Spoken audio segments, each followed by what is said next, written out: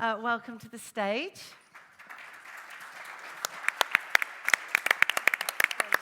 Hi. She spent the morning with Mikkel Ingram, who's over there, I'm hoping, who's cheering you on, as we all are. So please, you know the format, 2 minutes.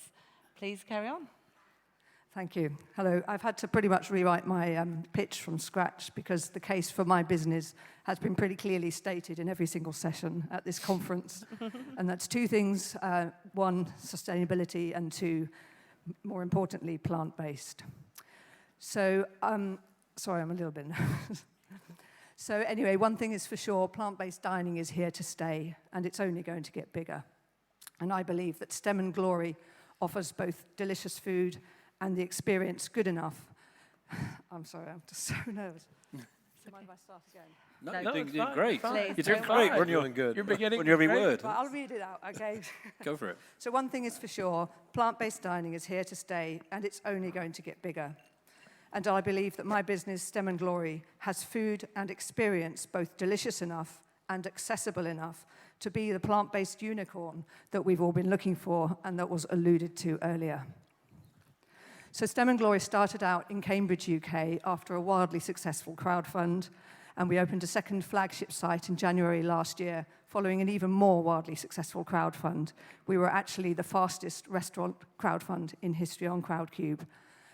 We raised 630,000 from almost 750 investors, and those investors have gone on, of course, to become staunch supporters of the brand. So we've now just agreed terms on a third site in central London, and it's a super exciting prime site. And we're due to exchange contracts this month, hand over July, and open in October this year. So we're very ambitious, we're hungry for growth, and we have an excellent team in place that can deliver. We're looking to open in strategic cities in the UK and also beyond. And we're looking for investment in the range of 1 or preferably 2 million at equity to be negotiated. And Stem and Glory is a great business with great social outcomes and even better food. And we believe that we are capable of becoming a major brand in the casual dining sector. But don't take my word for it. I'd love for you to come and see for yourselves. I'd love to invite you to come along. And if you're not already vegan, I would love to change your mind. Because at Stem and Glory, we serve food delicious enough to turn everyone vegan. Thank you. Wow. Well done. It's not easy. It's not easy. Robin, do you want to start us off with a question? You're a pretty sophisticated presenter, I've got to say. I'm sold. A plant unicorn, that's great. You've got to help me a little bit, because I don't know if I'm the only one in the room, but how hard is it to do a plant food? Well, I don't think it's hard. I've been experimenting with plant-based cuisine for about 35 years. I'm not a chef, by the way. But yes, it is hard. They served me some plant-based food here for lunch, which I very much appreciate. They went to great effort to serve it, but it was completely void of taste, basically. Right. So you have to add layers of flavor with vegan food. And I think it's really only at the beginning of that trajectory of learning how to actually do that. And you do it by process, layers of process. You've heard umami mentioned already. You have to go for high umami tasting foods, different processing, like toasting seeds, for example, brings a different layer of flavor to dishes. If you're all chefs, you know about roasting before, then combining into other ways. So I wouldn't say it's hard, but I think it's evolving, and it's very much the beginning, I think.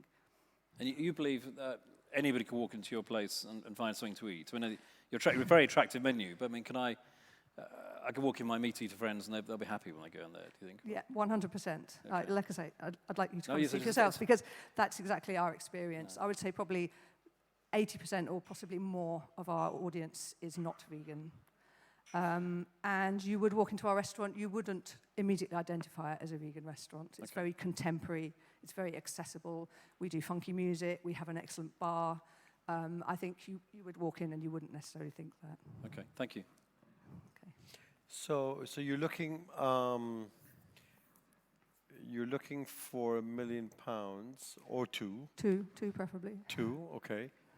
For the store in London, in central London? Okay, so I said 1 to 2 million. One gives us comfort. We're heavily in operational development stage at the moment. We've brought in teams that can deliver that because we want to make sure when we get this third site, it's an ultra prime site. So we want to be able to take advantage of what we've learned already and what we've delivered already and add to that a kind of fast service lunch as well because it's a very high traffic area at lunchtime. So the 2 million would get the delivery of the plan for more sites. So we're on a growth trajectory of sort of the 3 to 5 years. Unlike one of the other participants said earlier, I'd prefer to not have to keep going back to funding rounds because it's very time consuming. Yeah. Does that answer your question? Yeah, it does. Where's the third site? You've reached your successful crowdfunding campaign in 6 hours. That's impressive. Yes. But how much money did you raise? Well, 630,000. We actually closed the round at that point. We stopped fundraising. That's beautiful. Yeah. It gives you a lot of ambassadors as well.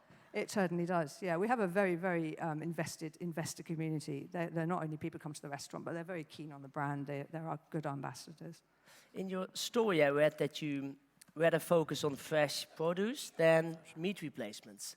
If you look at a lot of vegan concepts, especially here in Northern Europe, they all focus also on the meat replacements. Why that choice? Just from my own personal background, really. I kind of joke with people, I've spent 35 years trying to find a decent vegan restaurant, and I didn't find one, so I opened one. So, I even in Amsterdam, I actually went to a very good restaurant last night. It wasn't a vegan restaurant, it was flexitarian, but I've scoured, there's nothing like what we do here. And I think what we offer is special, unique, and I do believe it stands alongside casual dining concepts which are not vegan, and that's definitely where I want to pitch this business. Meat substitutes I have mixed feelings about just generally from a health perspective. I know a lot about nutrition as well. And I think, natural foods, this is something that's come out at this conference as well. Natural, healthy, sustainable foods put together in creative ways, I believe, is the way forward. We make things from natural things. Oh, keep going. Great job. Thank you. Very nice. I'm an investor already in a vegan concept out of Italy, so I agree with you. I think it's a segment that's going to continue to grow aggressively. Your same-store sales in your first location, how are they doing? The sales? Same-store sales, yeah. So each Year on year, year. how is it growing year on year? Well, our one we opened last year, 133% increase year on year. We're seeing unprecedented growth, really. We're in a new development. I'm sure if you've opened a restaurant or a new development, you kind of know how that works. But we're seeing rapid and exponential growth, and we're not peaking there yet. The new site, we really anticipate hitting the ground running there. And the biggest gap in your team is what? Well, the first thing I'll do when we get this next investment is operations manager. My business partner is also my partner. He heads up our operations at the moment, but he needs to step away from that and then get onto more growth. I always describe myself as in charge of forward motion. He looks after the day-to-day operations, but we want to put a manager in place first, well before. We've got a good timeline on the next site to get everything really working well. Brilliant. Great, thank you. So wait, sorry. So what kind of money are you taking in at the moment per store? In the London one? Yeah. No, your existing ones. Well, the Cambridge one's very small, so it's about a third of the size of the London. So the London flagship, our run rate's about 25,000 a week, so it's 100,000. Okay. We're expecting to open in the second site on around 30,000 a week. So. Wow. Great. Great. Okay. Thank you. Well, you may have started nervous, but you finished on fire, so congratulations. Thank well you. done. Thank you.